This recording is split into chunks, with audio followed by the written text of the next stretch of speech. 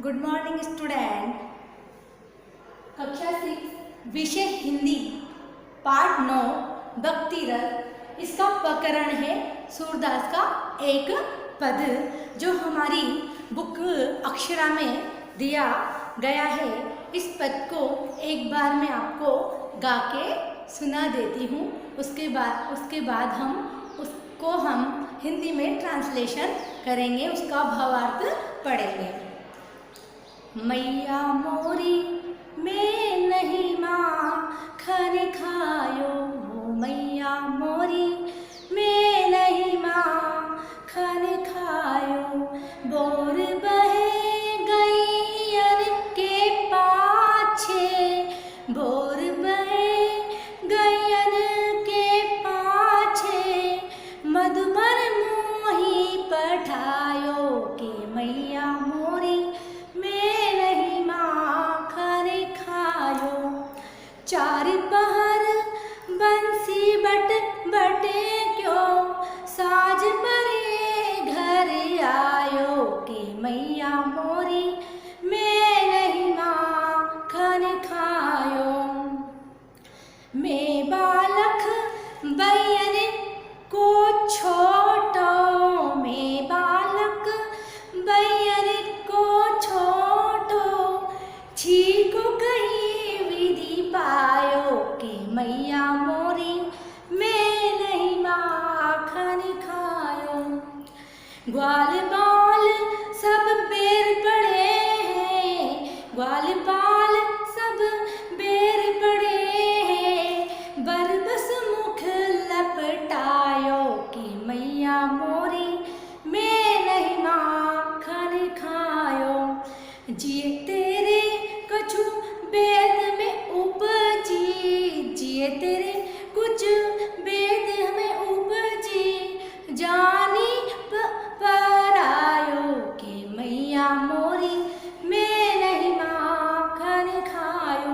ये ले तेरी लखटू कमरिया, ये ले तेरी लखटी कमरिया, बहुत ही नाची नचायो के मैया मोरी मैं नहीं माखन खायो।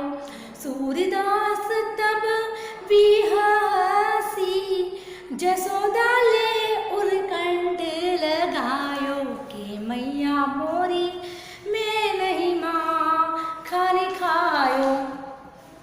ये प्रस्तुत पद है जो भक्ति रस का है और इसमें कवि सूरदास और मीराबाई दोनों ही कृष्ण भक्त कवि है।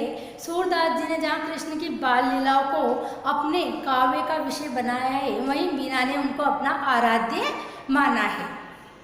प्रस्तुत पाठ में दोनों ही दोनों के एक एक पद लिए गए हैं। सूरदास जी के जो ये पद है, मैया मोरी में नहीं माखन खायो में बालक कृष्ण माखन खाने को लेकर अपनी मैया यशोदा को सफाई दे रहे हैं कि मैंने माखन नहीं खाया है। तो बच्चों, इस वाले पद को हम पढ़ लेते हैं, मैया मोरी मैं नहीं माखन खायो। अभी मैंने इसका गायन आपके सामने किया था।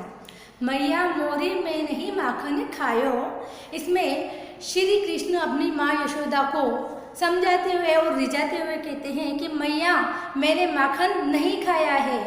भोर भय गैयन के पाछे, सुबह उठते ही तो मुझे गैयों के पीछे भेज देती हो, मधुबन पोई पठायो, और मथुरा में भेज देती हो और ऊपर से कहती हो कि तूने माखन खाया है। चार बार बंसी बट क्यों, चार समय में बंसी बट का जो वन है उसमें घूमता रहता हूँ, वहाँ भटकता रहता हूँ और शाम को घर आता हूँ और आप कहती हो कि मैंने माखन खाया है। मैं बालक बैयन को छोटो, मेरी छोटी छोटी बाएँ हैं और ये बैयन छोटी छोटी बाएँ हैं, छीके कई विधि पायो। इसमें वो कहना चाहता है कि जो छीका होता है ना, जिसमें माखन होता है, वो मटकी होती है, वहाँ मेरी बाएँ पहुँच ही नहीं पाती, तो मैं माखन कैसे खा सकता हूँ। ग्वाल बाल सब बेर पड़े हैं, ये मेरे जो ग्वाल बाल मेरे जो मित्र हैं ना, ये मुझसे बेर रखते हैं। इन्होंने क्या किया, मेरे मुंह पे माखन लिपट दिया।